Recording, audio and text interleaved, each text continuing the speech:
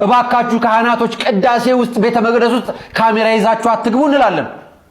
ዛሬ መከራከር ይችላል ብሎ የተነሳ ኦርቶዶክስ የነበረ አንድ ፓስተር ሰምተውት ይሆን ይመልክ እግዚአብሔር በሚያውቀው አንድ ቀን ሰምቼው አላውቅም።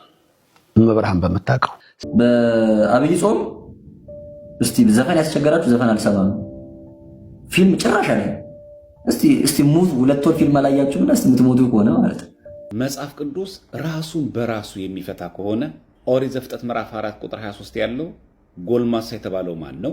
ብላቴና የተባለውስ ማን ነው? ኮሜንቱ ፈሪ የተጠየቅኩና ተመለሰ እኔ የተጠየቅኩትን ይመለስኩት አባታችንን ደግሞ እስኪ እንስማቸው። ቢስሚላህ አብ ወለኢብን ወሩል ቅዱስ አላህ ዋህድ። የጴንጤ ማህበረሰብ መስገድ አልለመደም። ሰላም ከምንሰግድበት ቦታ ነበር የመጣ ነው። ታውቃላችሁ ስንገባ እንዴት እንደምንሰግድ ገና ግቢው ስንገባ ገና በሩን ስመነው ስናበቃ ድፍት ብለን ግንባራችን መሬቱን አስነክተን ነበር እዛኛው ቤት። ሰላም ጤና ይስጥልኝ። እንዴት አደራችሁ? እንዴት ዋላችሁ? እንዴት አመሻችሁ? አምላክ አበው ቅዱስ እግዚአብሔር ስሙ ዛሬም ዘወትር የተመሰገነና የተወደሰ ይሁን። ተመልሼ መጥቻለሁኝ። ያው እንዳልኳችሁ 2 ቀን እረፍት ነበርኳችሁ የነበረው። እንግዲህ ተመልሼ መጥቻለሁኝ። እግዚአብሔር ይመስገን ደህና ነኝ። ቁስሎቹም እየደረቁ ነው። ተመስገን ነው። የሚያደርቅ ቅባት ስለቀቡልኝ የተወሰነ ይሻለኛል። ድንገት ደግሞ እንደዚህ ቅባት ማይቀባባቸው ሆዴ ምናምን ነገር ነበር ትንሽ ያስቸገረኝ የነበረው። እሱ ቢሆን እየተሻለ ነው እግዚአብሔር ይመስገን። ያን ያህል የሚያሳስብ ነገር አይደለም። ምናልባት ትንሽ እያስቸገረኝ ያለው ይሄ ጣቴ ነው። ለምን እንደሆነ አላውቅም። ኤክስሬይ የሚያስነሳ ነገር የለውም ብለውኛል። አይተውት ነበር ግን ትንሽ ፔን ያለው እሱ ነው። ከዛ ውጭ ግን እግዚአብሔር ይመስገን ደህና ነኝ። በጣም በጎ ነኝ ከምላችሁ በላይ። ላሰባችሁኝ ሁሉ በጸሎታችሁ አቡነ ዘበሰማያት ክንፈ ገብርኤል እያላችሁ ያሰባችሁኝ ሁሉ እግዚአብሔር አምላካችን ረጅም ዕድሜ ከጤና ጋር ይስጥልን። ተመልሻለሁኝ። መቼስ ቤተሰብ ህፃናትን ይዞ እንደው ብዙ መቀመጥ ማረፍም ስለማይቻል ነው የተመለስኩትኝ። ጥሩ ጊዜ ነበረ። ጥሩ እረፍት ወስጃለሁኝ። ደግሞም ከባለቤቴ ጋር የተጋባንበትን የ4ኛ ዓመታችን ደግሞ አስበነው ውለናል። በእርግጥ የተጋባ ነው በቅዱስ ሚካኤል ቀን ነው። ቁልቢ ገብርኤል ላይ የተጋባ ነው። ያው አብይ ጾም ላይ ስለሚውል ወደዚህ አምጥተው እንኳን ያደረሰሽ ብያታለሁ ባለቤቴ። በጣም እውነት ለመናገር በብዙ ነገር የምታግዘኝ ባለቤት ነችና ዛሬ እንኳን ላመስግናት እና በእውነት እናንተንም ከልብ አመሰግናለሁኝ። ለማንኛውም ወደ ቪዲዮቻችን እንገባለን። በወቅታዊ ጉዳዮቻችን ተመልሰናል። ለብዙዎች ድረስ ይህን ነገር ሼር ማድረጋችሁን አትርሱ። ከወንድማችን ኢዮብ እንጀምር። በነገራችን ላይ ይሄ ኢዮብ ሀሳብ 2ኛ ፓርት አለው። መጨረሻ አካባቢ ላይ እሱን ለማሳየት ሞክራለሁ። የማህበረሰብ መስገድ አልለመደም። ሰላም ከምንሰግድበት ቦታ ነበር የመጣ ነው። ታውቃላችሁ ስንገባ እንዴት እንደምንሰግድ ገና ግቢው ስንገባ ገና በሩን ስመነው ስናበቃ ድፍት ብለን ግንባራችን መሬቱን አስነክተን ነበር እዛኛው ቤት። ህይወት የሌለበት ግን ስርዓት ነበር ሪቹዋል። ህይወቱን ካገኘን በኋላ ግን ተገቢውን ሪቹዋል ለምን እንደተሆነ አላውቅም። እንደተመለከታችሁት በቸርች ውስጥ እያስተማረ ነው ፓስተሩ እና የመጣ ነው ከበር ጀምሮ ከሚሰገድበት ቤት ነው እና አሁን ያን እያደረግን አይደለም ይላል እና መሐል ላይ አንድ ቃል ይናገራል። ምን ይላል? ህይወት ከሌለበት ቤት ነው የመጣ ነው አሁን ህይወቱን ስናገኝ ይላል። እንዳትረሱ ይሄ ቀላል ነገር አይደለም። በቸርች ደረጃ ማለትም ቸርች ውስጥ እያስተማሩ ቤተክርስቲያንን በዚህ ልክ ነው የሚሰብኳት፣ ማለትም ስለ ቤተክርስቲያን በዚህ ልክ ነው የሚናገሩት፣ ህይወት የለም በሷ እያሉ ማለት ነው። ስለዚህ እኛ ዛሬ ጨለማችሁን ስንገፍ ጨለማ ነው ያላችሁበት ስብስብ ብለን ስንል እንደ ስድብ መናፍቅ እየተባለ እየተሰደብን አትበል። አሁን በብዙ ቦታ መናፍቅ ሲባል እየተሰደቡ ሆነው ማለት ነው። ማለት የሆነ አታክ የተደረጉ አድርገው ያወራሉ። ቸርች ውስጥ እንዲህ እኮ ነው የሚሰብኩት። ህይወት የለም ብለን አናምንም እኛ በቤተክርስቲያናችን። ህይወት የሌለበት ቤት ነው ስትል እየሰደብክ ነው ቤተክርስቲያን። እኔ አንተ ጋር ነው ጨለማ እኔ ጋር ህይወት አለ ብዬ ስድብ አድርገህ እንዳትቆጥረው ልልህ ነው። ይሄን የምትሰማ የትኛውም የእምነቱ ተከታይ እኛ ህይወት አለ ብለን እናምናለን በቤተክርስቲያናችን። እርሱም ክርስቶስ ነው። በቤተክርስቲያናችን ህይወት አለ፣ ህይወታችንም ክርስቶስ ነው ብለን እናምናለን። ህይወት የሚገኝበት የማይጠፋውንም ትምህርት ይዘናል ብለን እናምናለን። በአንጻሩ ደግሞ ህይወት አይገኝም በእናንተ ውስጥ ብለን እናምናለን። ለዚህም የምንጠቅሰው የመጀመሪያው መጽሐፍ ቅዱስ እንዳለ ሆኖ ራሳችሁን እንደው ከመጽሐፉ ጋር ልትግባቡ ስላልቻላችሁ ብለን ራሳችሁን መጥቀስ እንችላለን። ለምሳሌ ኢየሱስ ላይ አትግባባ፣ በትምህርቱ ላይ አትግባባ። ስለዚህ ህይወት የለም። የማትስማማ መንግስት አትጸናም አይደል የሚለው መጽሐፍ። ስለዚህ የማይስማማ ትምህርት ይዛል አይጸናም። በማይጸናው ትምህርት ውስጥ ህይወት የለም እያለ ነው። እግዚአብሔር ቢረዳን ማታ ላይ ቤት ከፍተን በሰፊው ህይወት በቤተክርስቲያናችን ውስጥ እንዳለ የህይወት ቤት እንደሆነች እናሳያለን። ሰላም ክርስቶስ ይብዛላችሁ። እኔ ፓስተሩ ካመነው ሐሳብ ልጀምር። እኛ ቤት ስግደት የለም ብሏል። እውነት ነው። ክርስቶስን አያመልኩት። ክርስቶስን ሰግደው አያመልኩም። ብዙ ጊዜ አይታችሁ ከሆነ ሲቃወሙ የእኛም ቤተክርስቲያን እናንተ እኮ ለቅዱሳን ሰግዳላችሁ ናም ሰግዳላችሁ ይላሉ። ግን እነሱ ግን ጭራሽ ከቶኑ ለእግዚአብሔር እንኳን አይሰግዱም። ለፈጠራቸው ለእግዚአብሔር እንኳን አይንበረከኩም። እነኚህ ሰዎች ናቸው እንግዲህ እኛን የሚነቅፉት። ለእግዚአብሔር ሳይንበረከኩ ለእግዚአብሔር ሳይሰግዱ ስግደት የሚገባው ለእግዚአብሔር ብቻ ነው ብለው ይፎክራሉ። ነገር ግን አንድ ቀን ግን አይሰግዱ። በጣም የሚያሳዝን ሁኔታ ህይወት ማንጋ እንደሌለን እናውቃለን፣ እናየዋለን። በእርግጥ መናፍቅ ብሎ የተናገራቸው እኛ አይደለም፣ መጽሐፍ ቅዱስ ነው የሚናገራቸው። መናፍቅ ያላቸው መጽሐፍ ቅዱስ ነው። መንፍቅና ብሎ የሚናገሩ መጽሐፍ ቅዱስ ነው። ስለዚህ የመጀመሪያ ጠባቸው የሚሆነው ከዛ ነው ማለት ነው። በኋላ የምናየው ነገር ብቻ ኢየሱስ አለ። አንድ ደግሞ ማለ የምናካተው ቪዲዮ አለና እስከ ፍጻሜ ድረስ ተከታተሉ። ማንኛውም ወንድማችን አራያም ይሄና እባካችሁ ካህናቶች ቅዳሴ ውስጥ ቤተ መቅደስ ውስጥ ካሜራ ይዛችሁ አትግቡ እንላለን። ዛሬ ክቡር ደሙን በቪዲዮ ቀረጻችሁልን፣ ቅዱስ ድጋውን በቪዲዮ ቀረጻችሁልን። የእናንተ አለማፈር ሳያንስ ይሄንን በሚዲያ ላይ ለቀቃችሁልን። እንዴት ነው ምዕመኑ በእናንተ የማይበሳጭ? እንዴት ነው እርር ቅጥል ማንለው? እናንተ ናችሁ የምትሰብኩን፣ እናንተ ናችሁ ኖራችሁ የምታኖሩን፣ እናንተ ናችሁ ነገ የሰማያዊ መንግስት እንድንወስድ ድልድይ የምትሆኑን። እየገደላችሁን እኮ ነው፣ እያጠፋችሁን ነው። እናንተ ቤተ መቅደሱን እንድንደፍር ክብሩን እንዲያጣ ለማድረግ እንዲህ በድፍረት ክቡር ደሙን ቅዱስ ስጋውን ቀርጻችሁ በአደባባይ ስትለቁት አታፍሩም? የክርስቶስ ደም እኮ ነው። እንዴት አያንገበግባችሁም? እናንተ ለነገሩ አታመልኩም። አዎ አታመልኩም። ሰንበት ቅዳሴ ላይ ከቀዳሾቹ ውጭ ሌላ ቄስ ቆሞ ሲያስቀድስ አይተን አናውቅም። በነገራችን ላይ በፊት በጣም ከሚያናዱኝ ነገሮች መካከል ላይ ለምሳሌ ሊቃነ ጳጳሳት ሲቀድሱ አይታችሁ ከሆነ ቤተ መቅደስ ውስጥ ጭምር ነው ካሜራ ያለው። በጣም ሁሌ የሚያሳቀኝና የሚያስፈራኝ ነገር ነው። ለምእመን ማየት ማይገባው ቦታ አለ። ከዛ ባለፈ ምእመን ማየት አይገባውም። በነገራችን ላይ ግን ሊቃነ ጳጳሳት በሚቀድሱበት ሰዓት ላይ ግን ከቤተ መቅደሱ ጭምር ነው ታቦት ጭምር አካተው ነው ቅዳሴው የሚያስተላልፉት። በጣም ነውር ነው። ቤተ መቅደስ እኮ ኦልሬዲ እንዳናየው ጭምር ነው በመጋረጃ የሚዘጋባል። ለምእመን ማይገባ ቦታ ላይ በመጋረጃ ይዘጋል። ኢቨን ኢፍ ከመጋረጃ ተዘግቶ እንኳን ለሚቀድሰው ጳጳስ ግን ከውስጥ ክስታለፍ ታያላችሁ። እና አንዳንድ ነገሮቻችን ነውሮቻችን እያለፉን ያሉት ብዙ ጊዜ አይታችሁ ከሆነ በተለይ ቤተክርስቲያን ተኮር የሆኑ ሰርግ የሚቀርጹ ሰዎች የሚቆሩበት ሰዓት ላይ የሚቀበሉበት ሰዓት ላይ ፎቶ አያነሱም፣ ቪዲዮ ባይቀርጹ ከዛ ያቆታል። ነውር ነው፣ አይደረግም። ሚስጥራት ለአደባባይ የሚሆኑ ነገሮች አይደሉም። ሚስጥራት ቤተክርስቲያን እንዲታዩ ወይ ደግሞ እንዲዳሱ የሆነ በቃ እንትን እንዲፈጠር የሚደረግ ነገር አይደለም። በተቻለ መጠን በቃ ሚስጥራታቸው እንደዚህ አይነት ነገሮች አይደረግም። ካሜራ እያዘባቸው ሁሉ ነገር እንደዚህ አይነት ነገሮች አይደረግባቸውም። እና ለስባካችሁ በተለይ የቤተክርስቲያን ስርዓትን ለመቅረጽ የምትሄዱ በተለይ ካሜራማኖች፣ ቪዲዮ ኤዲተሮች ምትሹ ተቀርጾ እንኳን ብታገኙ እንኳን እባካችሁ ቆርጣችሁ ወጡት። በቤተክርስቲያን አይፈቀድም። ስጋ አምላክ ሰው ሲቀበል አይቀረጽም። ደመ ክርስቶስ አይቀረጽም። በቃ ይሄ ኮምፕሊትሊ ኦርቶዶክሳዊ ቤተክርስቲያን ምን ሸፍነው በምክንያት በቃ አለቀ። የተሸፈነውን ነገር ግን በካሜራ ገልጦ ማውጣት ግን ነውር ስለሆነ እባካችሁ ራሳችሁን ከእንደዚህ አይነት ነገር ስህተት ብትጠብቁ። በተለይ ሙሽሮችም ጭምር ተቀርጾ እንኳን ብታዩ ኤዲት ተደርጎ እንኳን ቪዲዮ እስከነ ቪዲዮ ቢመጣላችሁ እባካችሁ ይሄን ነገር ቆርጣችሁ አውጡልን። ነገ ይሄ ቪዲዮ ለእንግዶች የሚታይ ቪዲዮ ስለሆነ እንግዳ ሲመጣ የምንከፍተው ስለሆነ እኔና ባለቤቴ ስንቆርብ አፋችን ላይ ሲገባ ማየት አይገባቸውም እና እባካችሁ ቁረጡ ማለት ይገባቸዋል። እውነት ለመናገር በቃ የማይገባውን ነገር አይገባም ብሎ ማቅረብ ተገቢ ነው ብዬ አስባለሁ። ፕሊዝ ጻድቁ አባታችን አቡነ ተክለ ሃይማኖት የሰበኩባት ምድር የአባ መላኩ ሀገር የታላቁ ሊቀ ሊቃውንት ቀኝጌታ ገብረስላሴ የስጋ ልጅ የሆኑት የወላይታው ፍሬ ብፁዕ አቡነ ይስሐቅ በዋልድባ አባቶች ላይ ለደረሰው ረሃብ ድጋፍ እንዲሆን የ100,000 ብር ድጋፍ ማድረጋቸው ነው የተገለጸው። ብፁዕነታቸው ብራኪያቸው አይለየን። ኦርቶዶክሳውያን ቴሌሚዲያ ኮፒ ሊንክ፣ ሼር፣ ሪፖስት አድርጉ።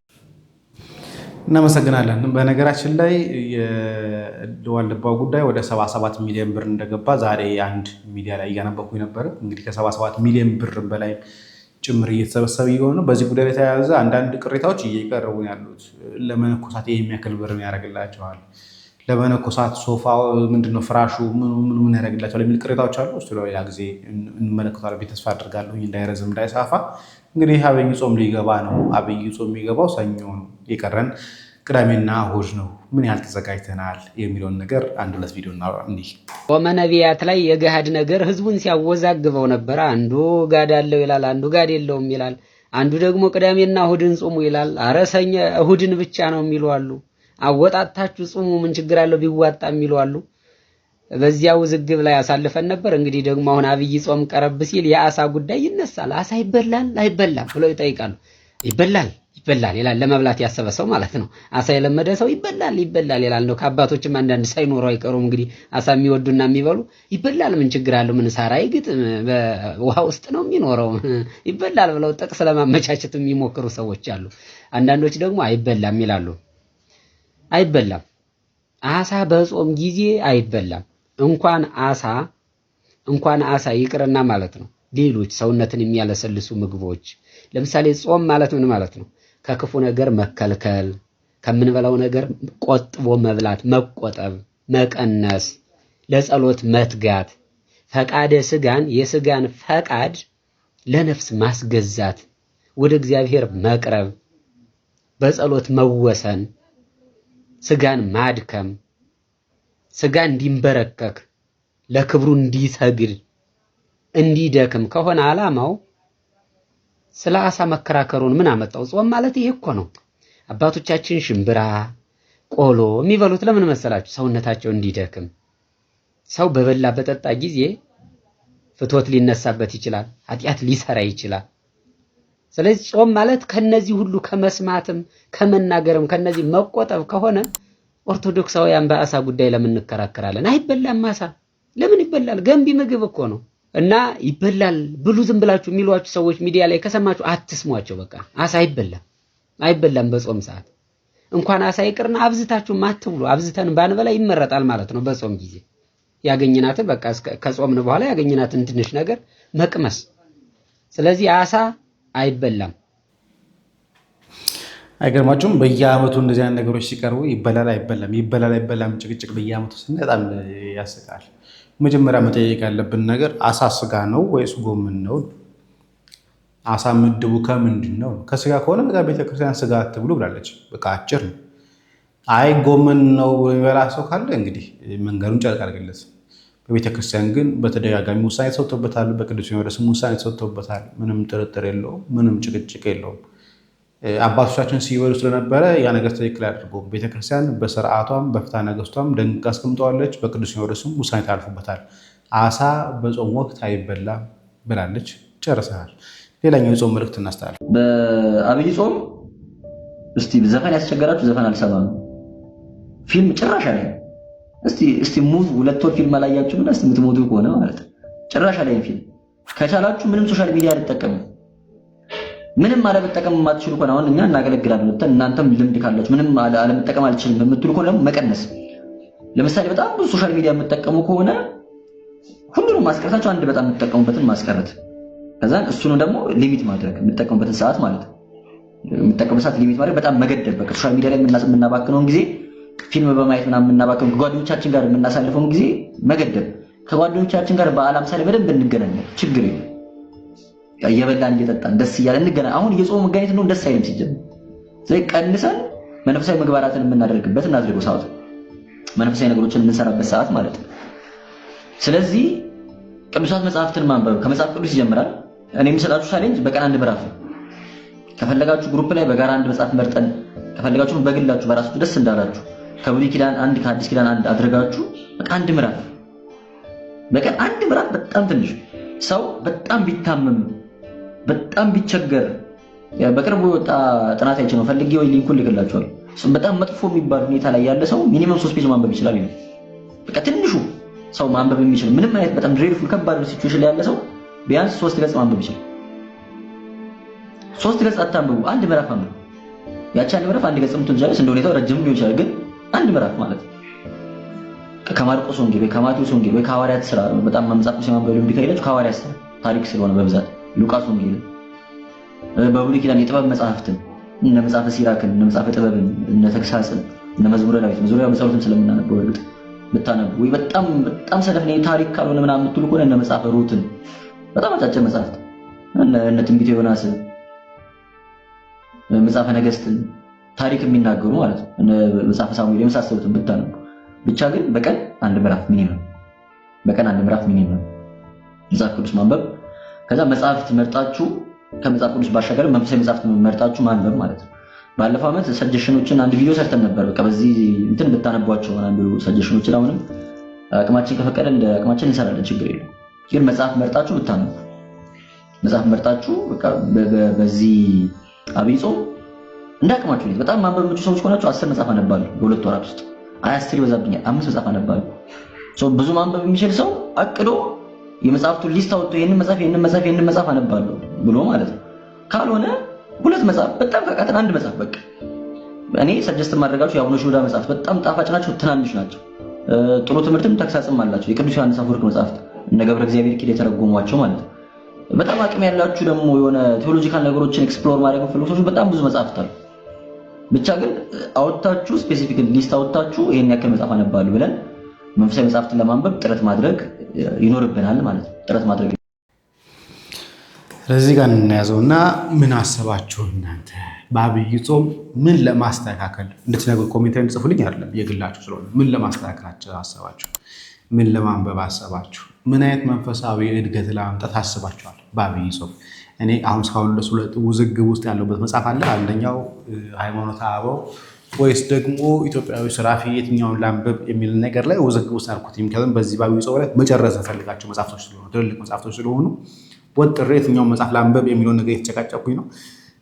እወስናለሁ ብዬ አስባለሁኝ። ግን ስለዚህ እናንተ ምንድን ነው ያሰባችሁት? መጽሐፍቶቻችሁ ተረድረው ካሉ የትኛውን ለማንበብ አስባችኋል? እኔ ብዙም ጊዜ ለጀማሪ ክርስቲያኖች መክር የነበረው ግቢ ጉባኤ ላይ ያለሁኝ መንፈሳዊ ውጊያዎች የሚለው ነው። የዲያብሎስ ውጊያዎች የሚሉት መጽሐፍት፣ በተለይ ደግሞ የዲያብሎስ ውጊያዎች በጣም ሰው መለወጥ የሚጀምረው እንደዚያ መጽሐፍቶች ሲያነብሩ እና በተለይ የዲያብሎስ ውጊያዎች የምታገኙ ከሆነ መንፈሳዊ ውጊያዎች፣ መንፈሳዊ እድገቶች እንደዚህ ጋር ተገናኙ መጽሐፍት ማንበብ የምትችሉ ከሆነ በጣም እሰያው የሆኑ መጽሐፍቶች ናቸው። ከዛ ጨማሪ ተግሳጽ የምፈልግ ከሆነ መጽሐፍ ተግሳጽን ብታነቡት የምትለወጡበት ነው ብዬ አስባለሁ። በተለይ ደግሞ ማደግ የምትፈልጉ በተለይ በመንፈሳዊ ህይወታችሁ የሆነ ለውጥ ማሳየት የምትፈልጉ ሰዎች እንደማትሰንፉ ተስፋ አድርጋለሁ። ራሳችሁን ቻሌንጅ አድርጉት። እንዴት 2 ወር ያቅተኛል ብላችሁ ቻሌንጅ አድርጉት እና ምን አስባችኋል የሚለውን ነገር ለራሳችሁ ልተውላችሁ። መምህራችን ቀሲስ ዶክተር ዘበነ ለማ ከትዝታው ጋር በተገናኘ ምን ላይ ሰጥተዋል፣ ምን አሉ የሚለውን ነገር ላሰማችሁ እችላለሁ ብሎ የተነሳ ኦርቶዶክስ የነበረ አንድ ፓስተር ሰምተውት የኔ መልእክት እግዚአብሔር በሚያውቀው አንድ ቀን ሰምቼው አላውቅም። መብርሃን በመታቀው ሰዎች ይነግሩኛልና ዓለም ላይ ቦክስም እኮ ኪሎግራም አለው። የቦክስ ውድድር እኮ ራሱ በኪሎግራም ነው እኮ የሚደረገው። እኔ የማመጣውን ሐሳብ በህልሙም አይቶት የማያውቀውን ሐሳብ ላመጣ እችላለሁ። በህልሙም እንኳን በሆኑ በህልሙ የት ያነበበውን ነው፣ የት የተማሩትን ነው። እኔ አሁን ለምሳሌ በሀገሬ ያለው ተማርኩ፣ የቤተክርስቲያንን ትምህርት ተማርኩ። ከዛ ቴዎሎጂ ኮሌጅ ገባሁ። ከዛ ውጭ ሀገር ሄጄ ደግሞ ሌላ ብዙ ጥናቶችን አጠናሁ። ሳወራ ከነዛ ባክግራውንድ የተነሳ ነው ነገሮችን የማያቸው። ከዛ ውጭ ግን ስትነጋገር በምን ደረጃ ትነጋገራለህ? ለምሳሌ አሁን እኔ በዛ እምነት ውስጥ በሌላ እምነት ውስጥ ሆነው ተምረናል ብለው በዩኒቨርሲቲ ሌቭል ፕሮፌሰሮች ሆነው ዶክተር ሆነው ያሉ ካሉ ቁጭ ብዬ ከነሱ ጋር ዲቤት እነጋገራለሁ። አለዛ ይሄ ማወራውንም እኮ ያውቀውም እኮ የት ያውቀዋል ብለህ ነው የት ያውቀዋል? እንዲህ ዝም ብሎ እኮ አውቃለሁ ስላላለም አንዱ ለንደን ሲባል ለንደን እንዴት አይነት ከተማ ነው ይላል፣ አውቀዋለሁ ይላል። ፓሪስ ሲባል አውቀዋለሁ እንዴት አይነት ነው ይላል። ኢንግላንድ ሲባል አውቀዋለሁ እንዴት አይነት ከተማ ነው ይላል። እንዴ በዚህ አይነት ጂኦግራፊን ታውቃለህ ተባለ። ጂኦግራፊማ እንዴት አይነት ከተማ መሰላችሁ አለ። ከዚህ ጋር ምን ብዬ ነው የማወራው? እንዴት ነው የምነጋገረው? እንግዲህ ሐሳቡ ጥሩ ነው፣ ግን እኔ ጥሩ ልጆች አሉ እኮ ከነሱ ጋር መነጋገር ይችላልና አትመጥኑኝም። እነ ዶክተር ዘበነ ለማ ቢሆኑ እሱም ጥሩ ነው። ይመጥነኛል ማለቱም ጥሩ ነው። ይመጥነኛል እኔ ነኝ የምመጥነው ለሱ ጥሩ አባባል ነው። እንግዲህ የታየው ነገር ይኖራል ማለት ነው። ለራሱ ያሰብናል። ግን ቅድም እንዳልኩ ነው መምህር፣ ሁሉ ነገር ንግግር መስመር አለው። በዛ መንገድ ነው እንጂ ነገሮች የሚሆኑት ከዛ ባለፈ የሚሆን ነገር የለም።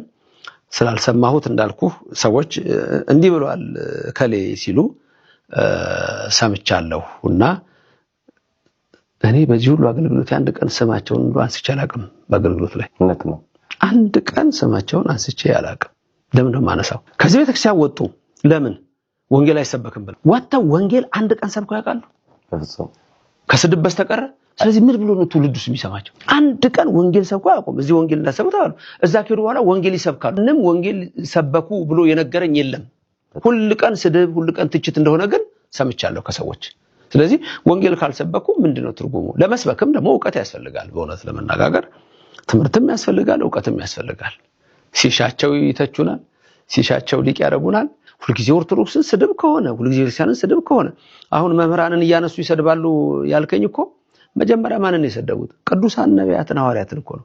እና አቡነ ተክለ ሃይማኖት እና አቡነ መንፈስ ቅዱስ እነ ክርስቶስ ሰምራ እና ቅድስት አርሴማ እነዚህን እኮ ሲሰድቡ የነበሩ ሰዎች ናቸው እኮ። እና ባለጌ ሰው ደግሞ ሲሰድብህ አቤት የበረከት ብዛት፣ በረከት ይበዛል።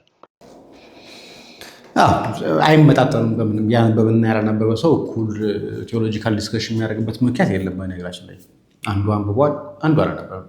ማንበብ ሳይሆን መጽሐፍትን ገልጦ ማያቅ፣ መጽሐፍትን አገላብጦ ማያቅ፣ መጽሐፍት ላይ የተመሰመረበት መስመር የተደረገበት መጽሐፍ ሰጡት፣ እሱ ነው ደጋግሞ እያነበበ ያለው እንጂ መጽሐፍትን አገላብጦ እንደማያቅ አንደበቱ ያስታውቃል፣ ከአፉ የሚወጣው ንግግር ያስታውቃል። በነገራችን ላይ ሰው መንፈሳዊ መጽሐፍትን ሲያነብ እንኳን አይደለም ሌሎችን ይቅርና መጽሐፍ ቅዱስን ብቻ እንኳን ቢያነብ ከመጽሐፍ ቅዱስ ካነበበው ከንግግሩ ከአንደበቱ ያስታውቃል። እየተገራ ለዛ ያለው ለንግግሩ ቁጥብ የሆነ እንጂ አፉን እንደመጣለት የሚገፍት ከሆነ ይህ ሰው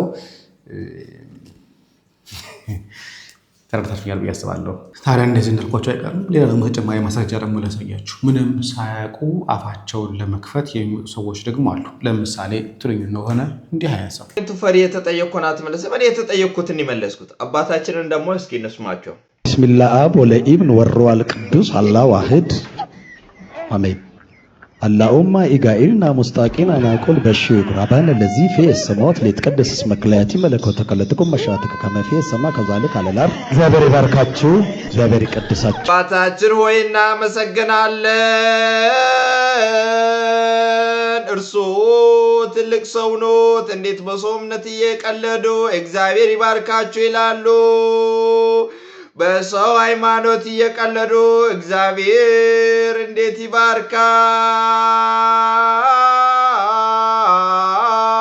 ይባርካል። አባታችን ሆይ ከእርሱ እንደዚህ አይነት ነገር እኛ አንጠብቅም። እርሱ እኛን ሊመክሩ ሊገጽሱ እንጂ እኛ እርሱ ጋር መተን እንደዚህ አይነት ነገር መስማት አንፈልግም። አባታችን ሆይ ድጋሜ እንደዚህ አይነት ስህተት እንዳይሰሩ ይህ የመጨረሻ ሕይወት እንዲሆን ደግሞ ላጠፉት ጥፋት ይቅርታ አድርገንልዎታል። አባታችን ሆይ ወደ ጌታችሁ ሂዱና ምሕረትና እዝነትን ጠይቁ፣ ላጠፉትም ጥፋት ንስሐ ይግቡ። ጌታችን ሆይ በሰማይ ያለኸው ምስጋና ክብር ለአንተ ይሁን ብለናል። ይሄው ነው። አንዳንድ ሰው በነገራችን ላይ ያለማወቅ ጥጉን የሚገልጸው እንዲህ አይነት ቦታ ነው። ታስታውሱ ከሆነ ሊቀ ጳጳሱ አቡነ ናትናኤል ይህንን ነገር ሲናገረው ከሙስሊም ወገን ያሉ እነ ይስሐቅም ቢሆን ብቅ ብለው መጥተው ነበረ፣ አናላይዝ አድርገውታል።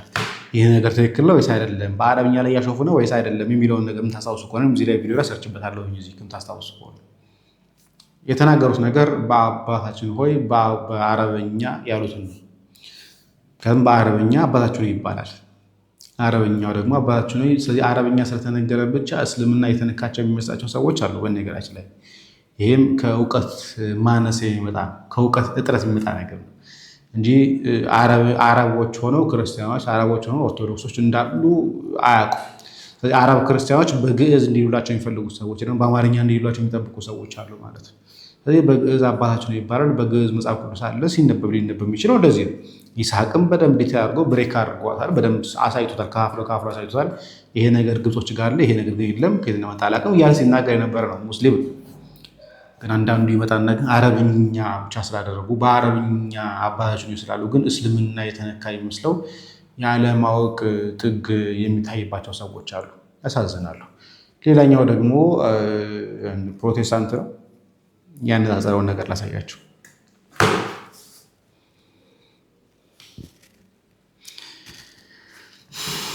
ቲክቶክ ላይ ማን ነው ብዙ ተከታይ ያለው ይላል። ካቢሌም ነው። ምን ያህል ተከታይ ያለው? 160 ሚሊዮን ተከታይ ያለው። ኦኬ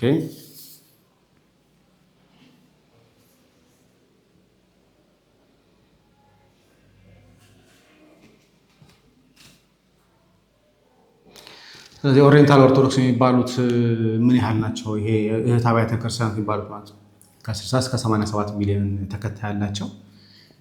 ኦኬ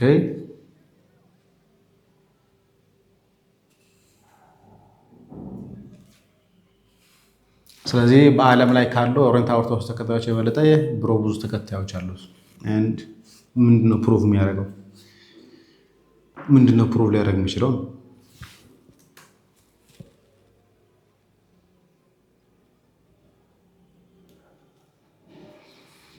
አሁን ጌታ ራስ የሆነላትና በደሙ ያዋጃት የገሃነም ደጆች የማይችሏት ቤተክርስቲያን የዚህን ያህል ደካማ ናትን ይላል። ኦኬ ጥያቄ በጣም ቀላል ነገር ነው። ስለዚህ ከፕሮቴስታንቶች ይልቅ ደግሞ ሙስሊሞች ይበዛሉ። ስለዚህ ሙስሊሞችን ትክክል ያደርጋቸዋል? ጌታን ደካማ ያደርገዋል? ጌታ የሰራት ቤተክርስቲያን ድኩም ያስመስላታል? ከሚያምነው ፕሮቴስታንት ይልቅ የማያምነው ይበልጣል። ስለዚህ ይህ ማለት ድኩም ያስብላታል? የጌታ የሞተላት ጌታ ራስ የሆነላት ቤተክርስቲያን ደካማች ያስብላታል? ፕሮቴስታንትና ሙስሊም በነገራችን ላይ ትልቁ ፍላጎታቸው የቁጥር መብለጥ እንጂ ማን ነው ትክክለኛ አማኝ፣ ምንድነው የሚያምነው፣ ምን ብሎ ሲያምናል የሚለውን ነገር አያውቁት። ጌታ ከድንግል ተወልዷል፣ ጌታ ስጋ ነስቷል፣ ጌታ ስጋ አልነሳም ተብሎ የሚለው በአንድ ይቆጠራል። ጌታ ስጋን ከሰማይ ይዞ መጣ፣ አይ ጌታ ጭራሽ ስጋ አልለበሰም የሚለውም በአንድ ይቆጠራል። ይሄ ሁሉ ተቆጥሮ ግን ፕሮቴስታንት ይባላል። የተወሰኑ ደግሞ ከፕሮቴስታንት ደግሞ ገንጠል ብሎ ደግሞ በመንፈቅና የሚተዳደሩ ደግሞ አሉ። ሌሎች ደግሞ የእነሱ መናፍቅ ደግሞ አሉ። ቁጥር ማተር አያደርግም ብለን ነው ብዙ ጊዜ እኛ ኦርቶዶክስ የምናምን። ምንም ያህል ቢሆን ቁጥር ማተር አያደርግም ስንል ግን ሰው አያስፈልግም እያልን ግን አይደለም። አንድ ነገር ብቻ ላውሳ። ጌታ በሰዶምና ገሞራ በነበረው ታሪክ ላይ እንደምናስታውሰው ያስቀራቸው ቤተሰቦች 8። ሌላውን ግን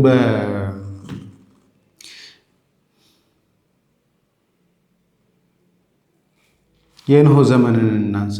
በኖህ ዘመን ጊዜ ጌታ ያስቀራቸው ሰዎች 8 ቤተሰብ ናቸው። ሌላውን በዓለም ጋር ጠፍቷል እና ጌታ ያ ሁሉ ፍጥረቱን ሲያጠፋ ምንም አልተሰማው ማለት ነው። ጌታ ጨካኝ ነው እንለዋለን። ጌታ እነኝህን ህዝብ አልመራቸውም ኖ። ጌታ የቁጥር ጉዳይ አይደለም፣ ከሱ ጋር መሆንና ያለመሆን ጉዳይ ነው። ሁሌም ቢሆን የሚታየው እሱ ነው። ማን ነው እግዚአብሔር ጋር ያለው? ማን ነው እግዚአብሔር ጋር ታውቃለህ እንላለን እንጂ ይሄ የሚያክል አማኝ አለ፣ ስለዚህ ይሄ የሚያክል አማኝ ሌላው አማኝ ስላልሆነ እንዴት እንደዚህ ይሆናል ልንል አንችልም። ምክንያቱም አስገድዶ የሚያሳምን አምላክ አይደለም ያለን፣ የፍቅር አምላክ ነው። ፍቅሩን ተከትሎ የሚመጣ ሰው ካለ፣ ትምህርቱ ገብቶ የሚመጣ ሰው ካለ እሰየው ይድናል። ካልሆነ ግን እንግዲህ ሲኦል ይገባል ብለን የምናምነው እኛ። ይሄ ነው እምነታችን። እንቀጥል። እዛኛው ቤት ህይወት የሌለበት ግን ስርዓት ነበር ሪቹዋል። ትላንትና በዚህ ቪዲዮ ላይ አንድ ፓስተር በአዳራሽ ውስጥ ሲያስተምር በኦርቶዶክስ ውስጥ ህይወት እንደሌለ ተናግሮ ነበር እና ህይወት የለም ልምምድ ነው ብሎ የተናገረው ነገር ነበረ። ህይወት መኖሩን ለማሳየት እንሞክራለን ማለት ነው። ይሄ ክስ ከአጋንንት መሆኑን መጨረሻ ላይ እናሳያችኋለን። የመጀመሪያው ነገር ህይወት ምንድነው ካልን ህይወት ከእግዚአብሔር ጋር መኖር ነው። በዘፍጥረት ላይ እንደምናገኘው እግዚአብሔር ሰውን ሲፈጥረው በአፍንጫውም የህይወትን እስትንፋስ አፋለበት፣ ሰውም ሕያው ነፍስ ያለው ሆነ ይላል አይደል? ስለዚህ ሕያውነትን የሰጠው ሰው አለ እግዚአብሔር። ሰው ደግሞ በበደሉ አጣው። ከዛስ ያጣውን ህይወት ደግሞ የሚሰጠው ክርስቶስ ሰው ሆነ። ክርስቶስ ሞተና ህይወትን ሰጠን። አሁን ይሄን ህይወት እንዴት እናገኛለን ሲባል በኦርቶዶክሳዊ አስተምሮ ክርስቶስን አምኖ እርሱን በመልበስ ብለን እናምናለን። ይህ መጽሐፍ ቅዱሳዊ ነው? አዎ። ዮሐንስ ወንጌል ምዕራፍ 3 ቁጥር 16 ላይ በእርሱ የሚያምን የዘላለም ህይወት አለው። አብ አንድያ ልጁን ለምን ሰጥቷል?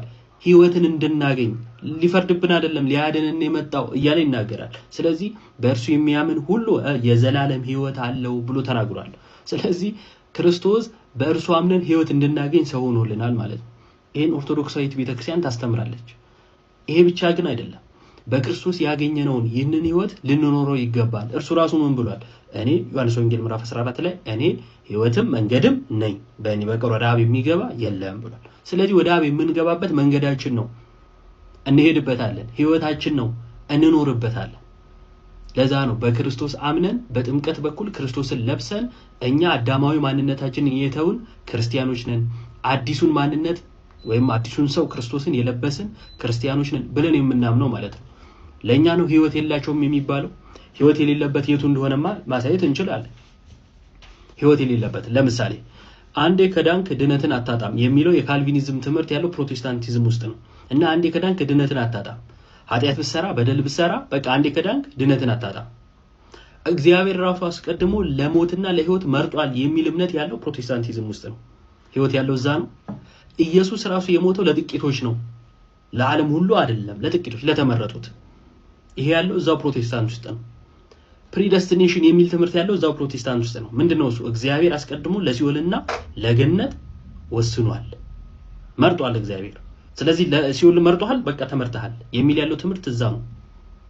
ኢየሱስ ዳግም ለፍርድ ይመጣል አይደለም፣ ይመላለሳል፣ ይመጣል፣ ይሄዳል። እንደዛ አይነት ትምህርት ያለው እዛ ነው፣ መጽሐፍ ቅዱስ ላይ አይደለም።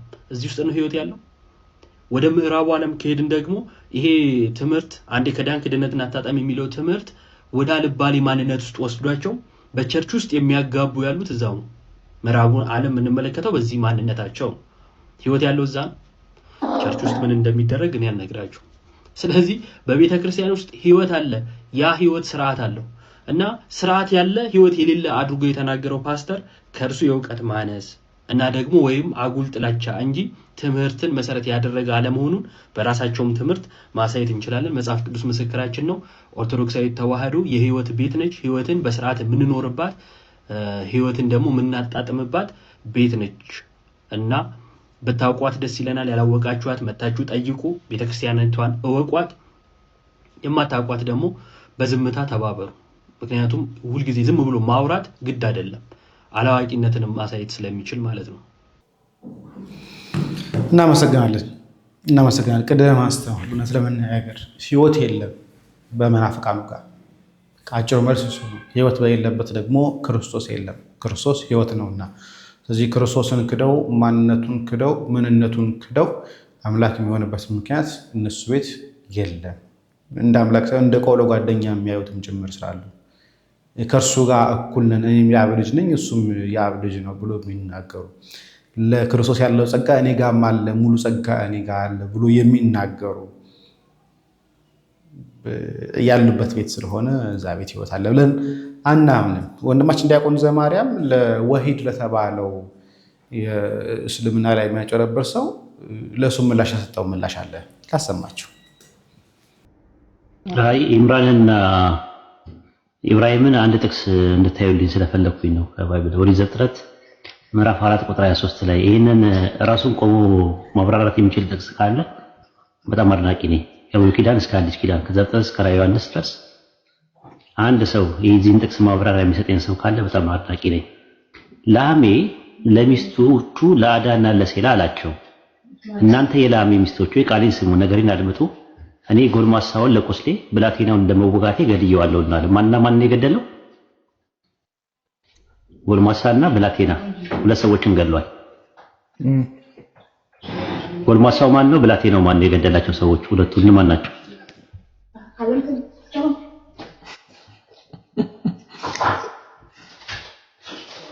ራሱ ቆሞ ማብራራት የሚችል መጽሐፍ ከሆነ ይህንን ነገር ሊያብራራ ይገባል። ያለ ታልሙድ ያለ ሚድራሽ ያለ ታርጋም ይህንን ጥቅስ አብራሩልኝ በላቸው። ወላሂ 1000 ዓመት በሰጧቸው ይህንን አይመልሱላችሁ። ጎልማሳውን የገደለበት ምክንያት ለቆስሌ ስል ነው አለ። ምንድነው ቆስሉ? ብላቴናን ለመወጋት ያለ ምንድነው የተወጋው? ማን ነው የወጋው? ለሁለት ምክንያት ላሜ ገድሏል። ሰው ሁለት ሰው ገድሏል። ጎልማሳው ማን ነው? ብላቴናው ማን ነው? 1000 ዓመት ጊዜ ይሰጣችኋል። 1000 ዓመት። ወሂድ ወገናችን እንደሰማችሁት መጽሐፍ ቅዱስ ራሱን በራሱ የሚፈታ ከሆነ ኦሪት ዘፍጥረት ምዕራፍ 4 ቁጥር 23 ያለው ጎልማሳ የተባለው ማን ነው? ብላቴና የተባለውስ ማን ነው? መጽሐፍ ቅዱስ ከላይ አርስቱን ከስር ህዳጉን በማንበብ አውዱ ለመረዳት ያግዛል። ይህ ማለት ግን የኢትዮጵያ ኦርቶዶክስ ተዋሕዶ ቤተክርስቲያን ይህ መጽሐፍ ቅዱስ ትርጓሜ አንድምታ ያስፈልገዋል ትላለች።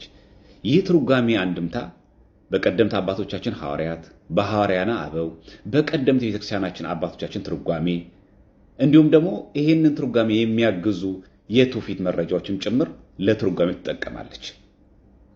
ስለዚህ የመጀመሪያው የወሂድ ቅጥፈት መጽሐፍ ቅዱስ ራሱን በራሱ ይፈታል የምትሉ ከሆነ ብሎ የ1000 ዓመት ቀን ሰጥቻችኋለሁ። ይሄን የተረጎመ ሰው አድናቂው ነው ማለት በፍና ተአብዮ ምላሽ እንደሌለው አስመስሎ ያቀርባል። የኢትዮጵያ ኦርቶዶክስ ተዋሕዶ ቤተክርስቲያን ትርጓሜ አንድምታ ልጠቀም ብላለች። ኦሪት ዘፍጥረት ምዕራፍ 4 ቁጥር 23 ላይ ላሜህም ለሚስቶቹ ለአዳና ለሴላ አላቸው፣ እናንተ የላሜህ ሚስቶች ቃሌን ስሙ፣ ነገሬንም አድምጡ። እኔ ጎልማሳውን ለቁስሌ ብላቴናውን ለመወጋቴ ገድየዋለሁና ይላል። ይሄንን በመጥቀስ ማን ነው ላሜህ ይላል። ላሜህ የቃየል ዘር ሆኖ አይነ ስውር የሆነ ሰው ነው። ይሄንን በመጥቀስ ወሂድ ወገናችን ማን ነው ጎልማሳ የተባለው? ማን ነው ብላቴና የተባለው? የአይሁድ ታልሙድን ሚድራሽን ሳትጠቀሙ የዚህን ሰው ትርጓሜ ማን ናቸው ይለናል። ኦሪት ዘፍጥረት ወይም ኦሪት ዘልደት ትርጓሜ አንድምታ ያዘጋጁት የኢትዮጵያ ኦርቶዶክስ ተዋሕዶ ቤተክርስቲያን መተርጉማን ለቁስሌ የሚለውን አቁስሌ ሲል ነው ይላሉ። አቁስዬ አባቴን ቃየልን ገድየዋለሁ ሲል ነው ይላል። ከእንደገና ዝቅ ብሎ ደግሞ ለመወጋት የሚለው ደግሞ ወግቼ አይነ ስውር በመሆኔ ምክንያት የሚመራኝን ብላቴናውን ገድየዋለሁ ሲል ነው። ነገሩ እንደምን ነው ቢሉ ቃየል ወንድሙ አቤልን በግፍ በመግደሉ ምክንያት ሰው እንዳየ አውሬ ሰው ባየ ቁጥር ወደ ዱር ወደ ጫካ ይገባ ነበር። ታዲያ በአንድ ወቅት ማየት የተሳነው አይነ ስውሩ ላሜ በብላቴናው በልጁ በቱባል ቃይናን እየተመራ ሲሄድ በዱር በጫካ የሚንኮሻኮሽ ድምጽ ይሰማል። ምንድነው አለና ለብላቴናው ለቱባል ቃይናን ድንጋይ ያቀብለኝ አለው። ድንጋይ ያቀበለው ያ ማየት የተሳነው ላሜ ወደሚንኮሻኮሽበት ዱር ድምጽ ወዳለበት ድንጋይ ወረወረ። ሰው ሲያይ ወደ ዱር የሚሸሸው የሚቅበዘበዘውን ቃየልን በድንጋይ መጥቶ ገደለው። ከዛ ምን አለ? ላሜህም እጄን ሞቀኝ፣ የወረወርኩት ድንጋይ ሰው ገደለ እንዴ ብሎ አይነ ስውር መሆኑ ብላቴናው ቱባል ቃይናን ጠየቀው። ብላቴናም እየመራው ሲሄድ ቀርቦ ቢመለከቱ ቃየል ነበር። ቃየልም በዛ ህይወቱ አለፈ። የኛ መተርጉማን አንድምታ ኢትዮጵያውያን ሊቃውንት መተርጉማን አንድምታ ላይ እናገኘዋለን። የህዝቡ ሁሉ አባት የሆነውን ቃየንን ገደልኩት ብሎ አይነ ስውሩ ላሜህ ደረቱን በኃይል እየደቃ እንዲህ ሲል ልጁ አጠገቡ የቆመውን ቱባል ቃይናን ደግሞ በዛ በኃይል በደቃው እጁ ክንዱ መጥቶ ገደለው።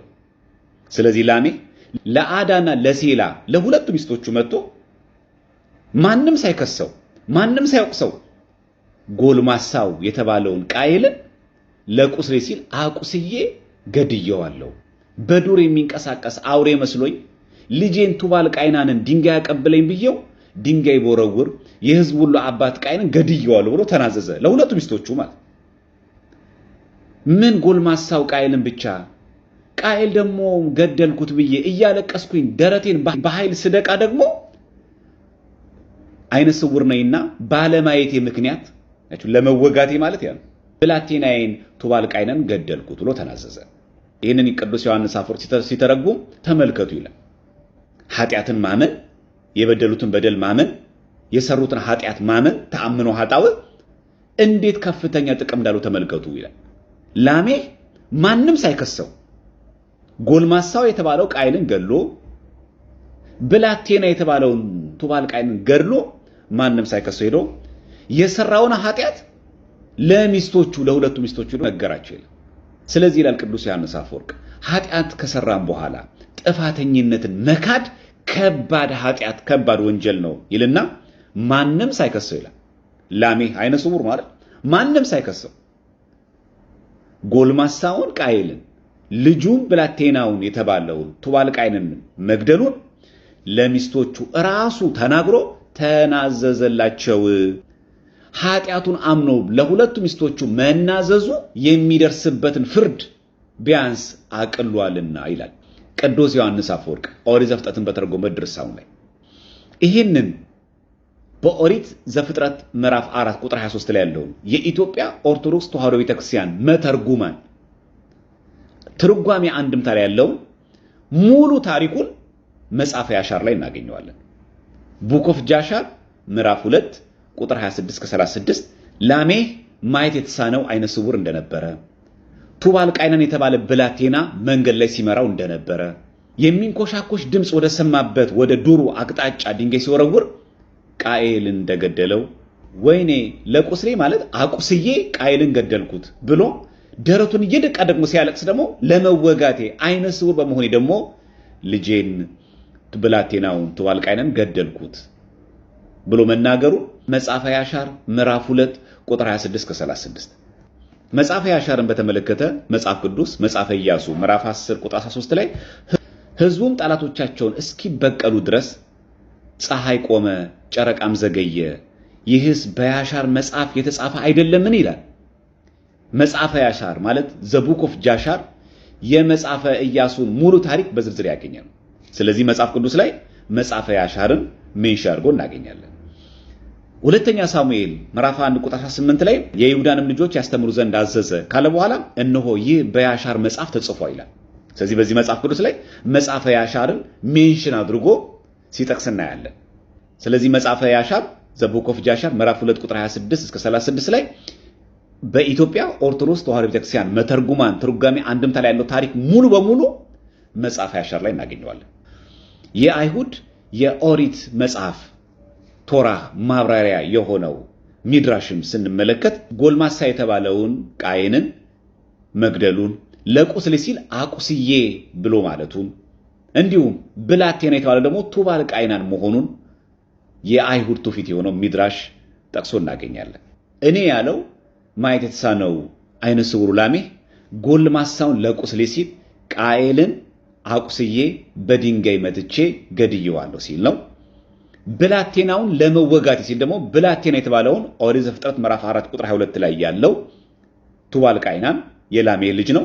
እሱን ደግሞ ቃየልን ገደልኩት ብዬ በኃይል ደረቴን እየደቃው ሳለቅስ ለመወጋት ማለት አይነ ስውር በመሆኔ ምክንያት ማየት የተሳነኝ ስለሆንኩኝ በኃይል በማልቀስ ደረቴን ስደቃ ብላቴናዬን ቱባል ቃይናንን ገደልኩት ማለቱ እንደሆነ ይሄ የምንመለከተው መጽሐፍ ቅዱስ ከኦሪት ዘፍጥረት እስከ ራዕየ ዮሐንስ ድረስ ትርጓሜ አንድምታ ያላት የኢትዮጵያ ኦርቶዶክስ ተዋሕዶ ቤተክርስቲያናችን ስላለችን አንፈራም አናፍርም።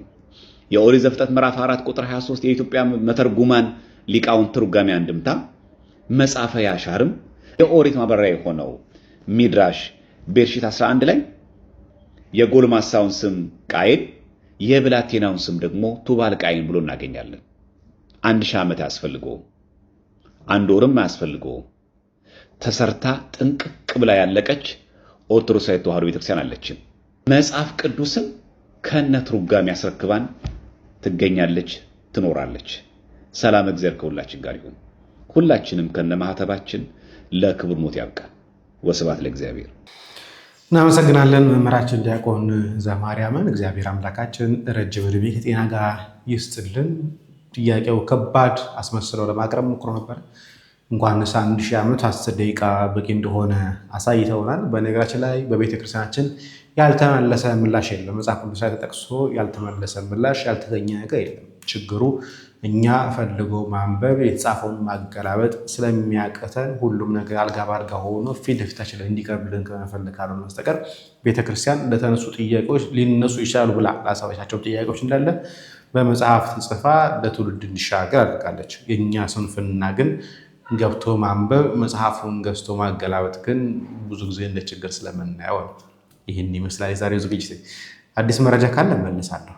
ይህን ቪዲዮ ግን ለብዙ ሼር እንዲሆን ብታደርጉልኝ ደስ ይለኛል። ሰላም እግዚአብሔር ከእናንተ ጋር ይሁን። ቸር ቆዩ።